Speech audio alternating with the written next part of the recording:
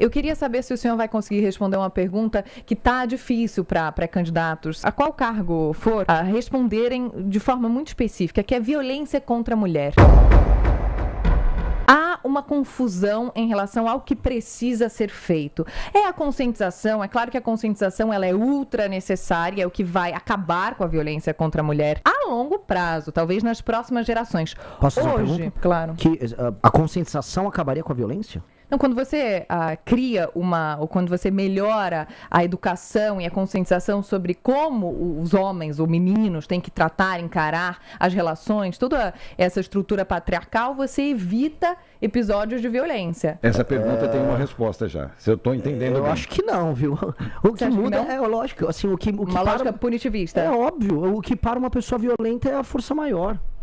Mas são duas coisas que andam em paralelo, não? Elas podem entrar em paralelo, mas a Então, pessoa, essa é a minha a pessoa que pergunta. comete o crime violento no Brasil, em geral, é uma pessoa que tem a certeza da impunidade. A certeza da impunidade faz haver o cometimento do crime. Independentemente da conscientização dela ou não. Independente da conscientização.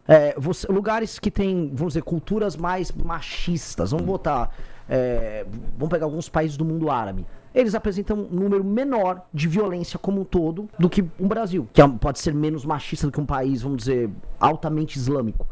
Ou uma cultura altamente hierarquizada, patriarcal como a Índia. Quem tem mais crimes violentos, o Brasil ou a Índia? Por mais que existam muitos crimes horríveis contra mulheres na Índia. Ser turista mulher na Índia é um horror. É um horror, não dá pra pisar lá sozinha. O Brasil é mais violento. Então, mas a minha pergunta era justamente essa.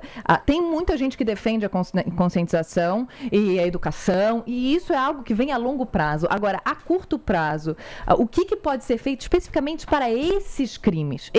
Porque, de certa forma, eles estão englobados ali na violência, de forma geral. Mas são crimes muito específicos.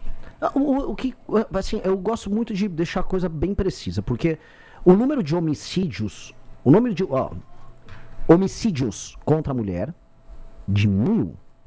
O número de homicídios.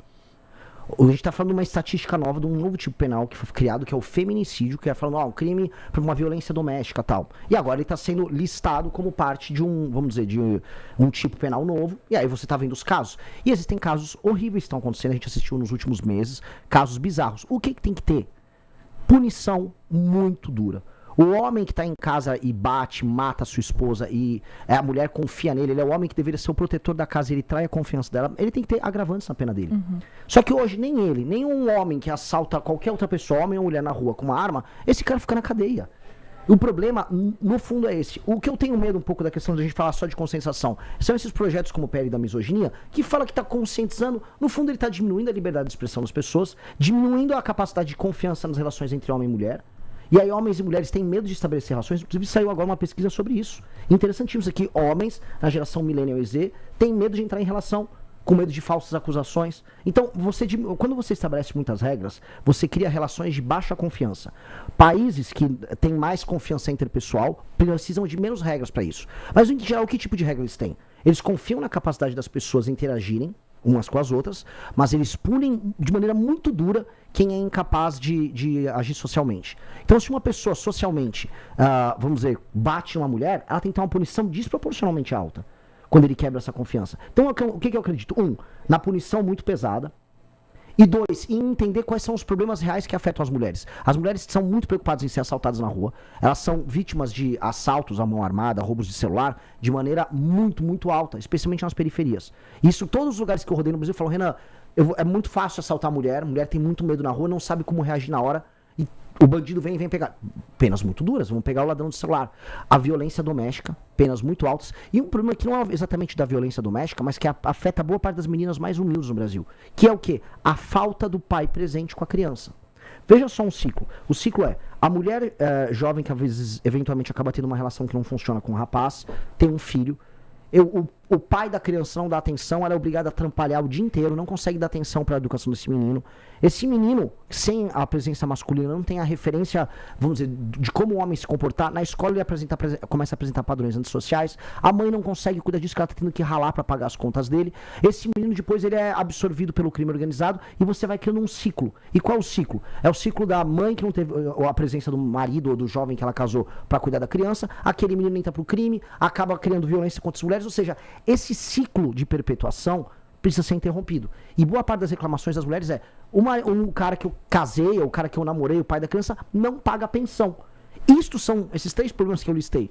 A menina que fica fora tendo que trabalhar, tá, que gostaria de ter um colégio em tempo integral, uma boa merenda, o pai pagando a pensão e a violência contra ela, esses são os 3 temas que mais preocupam as mulheres. Eu acho que esses temas eles precisam ser tratados, eles são fáceis de ser direcionados. Quando eu levo isso para um campo de conscientizar, como a ideia do PL da misoginia, eu estou resolvendo assim abstrações, eu estou num castelo, no ar, voando, enquanto problemas reais estão acontecendo. Eu entendi o seu raciocínio, Renan, mas você dá a entender que esse ciclo é obrigatório.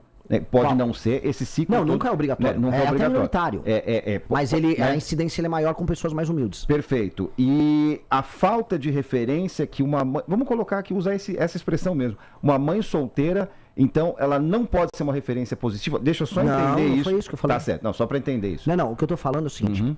Nos lugares mais humildes, essa moça que acaba tendo uma relação que não funciona, a maior reclamação dela é o pai da criança que não paga a pensão. E não está presente. Perfeito. E o que as estatísticas mostram? Que a não presença do pai tem um dano para ela, para a criança e para a sociedade colossal. Porque aquele menino ele apresenta notas piores nas escolas e a chance desse menino cair no crime organizado ou cometer delitos é maior do que o menino que teve a presença paterna.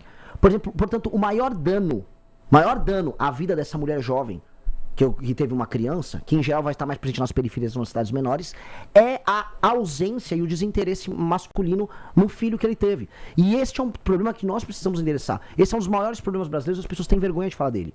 E esse é o maior problema que atinge as mulheres no geral. Esse é um problema gigantesco, porque é uma mulher que tá ralando, tá trabalhando, tá pegando um ônibus, vai pagar as contas da criança, não conta com o suporte masculino e acaba sofrendo as consequências desse problema.